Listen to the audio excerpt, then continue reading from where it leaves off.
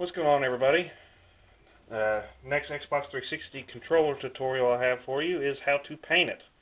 The first part of this segment, I'm actually going to show you how to properly set everything up. Typically the way I like to do them is I'll have one main color and I'll have a secondary color, which is kind of for these parts, which is the little centerpiece that goes about right here, as well as like the triggers and stuff like that. So to start, I'll show you how to properly take these triggers and buttons out and all this out. That way you can get it ready to paint. And then I'll show you about actually painting it. You won't really need too many tools, but you will need I've got a little pair of needle nose pliers here. It'll kind of help the process of taking these triggers off a little bit easier. And that's about it. So first I'm going to set all this stuff aside, and we're going to work on taking these triggers off.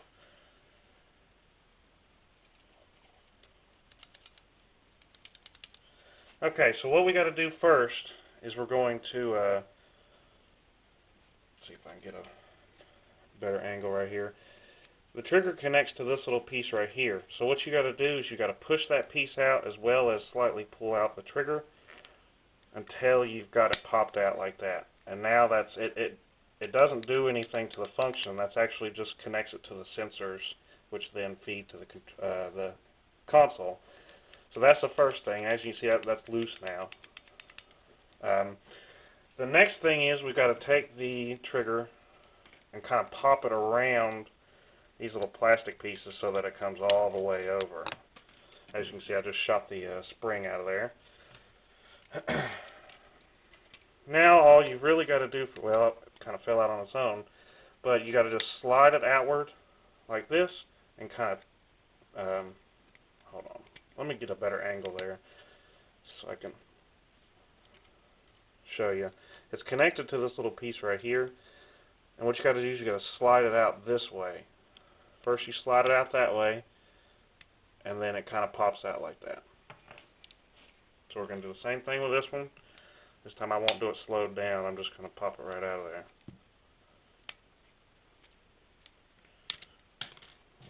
Make sure you don't lose those springs, of course.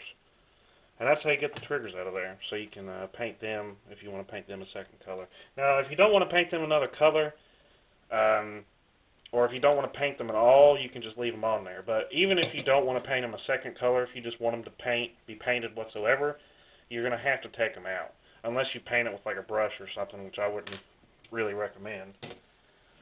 Okay, so now we got those triggers out. Now we're on this part right here. This part's not too bad. We're just going to start taking these foam pieces off, or rubber I should say. As you can see, it'll expose all the buttons. So what we'll do is just going to tip it over. We're going to get the start button and the main controller buttons out. Set them aside. Now this should pop right out too. And that's the start button, or the Xbox guide button I should say. And put that separately. Now you never want to paint this part because this is how the LED lights show through. So if that ever gets painted, it's going to cause you to not be able to see the indicator lights. Now we're going to take out the D-pad. And you will need a little tool for this. You'll just need like a little miniature Phillips head screwdriver because it is pretty small. So what we'll do is we'll just get that set up. And there's two screws. You just got to pop those out, or unscrew them I should say.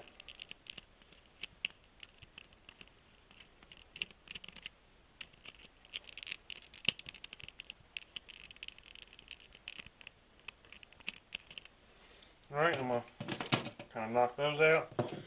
Now what you got to do is there's two little clamps down in there, and you got to like push them in together like that. So we're going to take these little needle nose pliers, and we do that little motion I just showed you to get them popped out, just like that. And now you've got the two pieces out and separated. So now what we're left with is only the pieces that need to be painted. Got that. Oh, we do need to take these out though, and that's not that hard. You just kind of pop those out. Nothing really to that. I'll show you a couple things to make sure you don't accidentally seal them or paint them shut, but we'll get to that later. And you can just get ready to pop these out. Just like that. They just come and pop right out. That way if you don't actually want to paint this, you don't have to. Alright, so that's really all for that. I'm going to cut this out. We're going to get this set up to where I'm going to paint everything. And so I'll be back in just a second. Alright, giving it about a little over 10 minutes here since the last coat. The first thing I'm going to do before this next coat is, because of all the curved places, it's going to be really easy to miss stuff on the back sides. So what I'm going to do is I'm going to take it and flip it all around.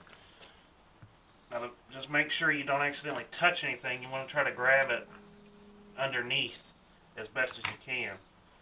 This way you won't accidentally touch the paint and get it all messed up.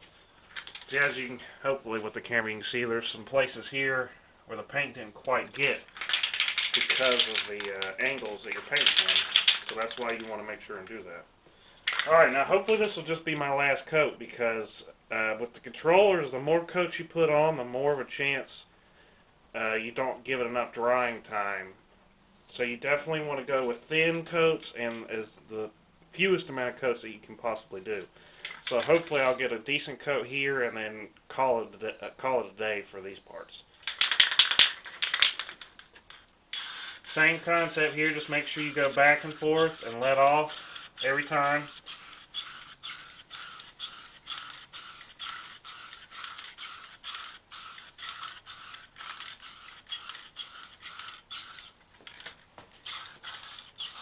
You do still want to kind of try to hit it from the other angle, even though we flipped them. You don't want to have unmatched coats here. That'd be just weird. Do this one more.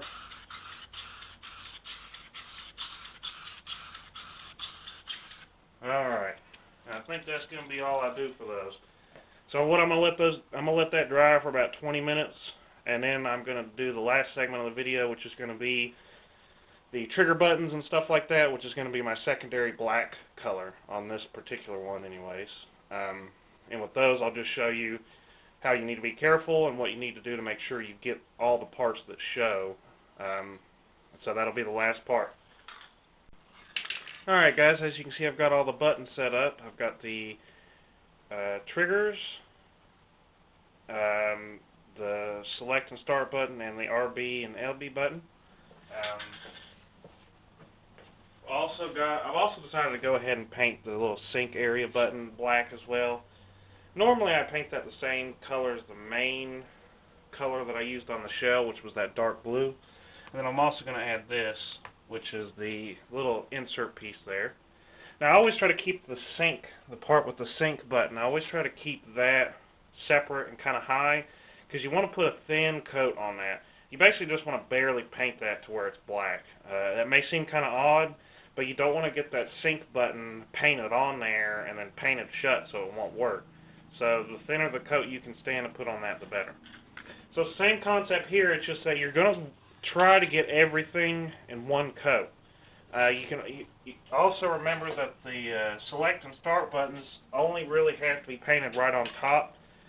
And it's a good idea to only paint them on top, because if you get too thick of a paint job around the outside of it, you'll actually have issues with it not being able to move correctly when you press it once you've assembled it back together.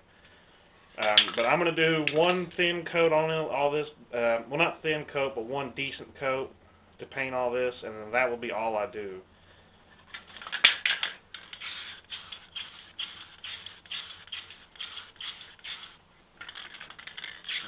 Make sure you get it from both sides. You don't accidentally leave something out.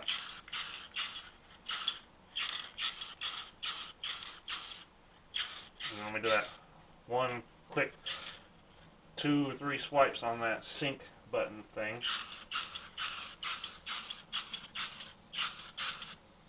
And that's all I'm going to do right there, because those are the areas that have the most abuse. I mean, you're constantly hitting those triggers. You know, you're hitting the start and the R and LB buttons quite a bit. So the less paint you can stand to put on there and still get the color to show up, the better. Because if you put too much paint and you don't give it enough time to cure, it'll chip really easily and it'll come off and crack really easily. So definitely want to do that. I've also noticed on this screen that you can barely see the parts now that it's all blacked out. But yeah, that's pretty much going to be it for this video. Make sure to like and subscribe. Got a lot of other modding tutorials, a lot of modding showcases, repair tutorials, anything really to do with gaming console hardware and stuff like that. So you definitely wouldn't be disappointed with the subscription. So until next time, guys.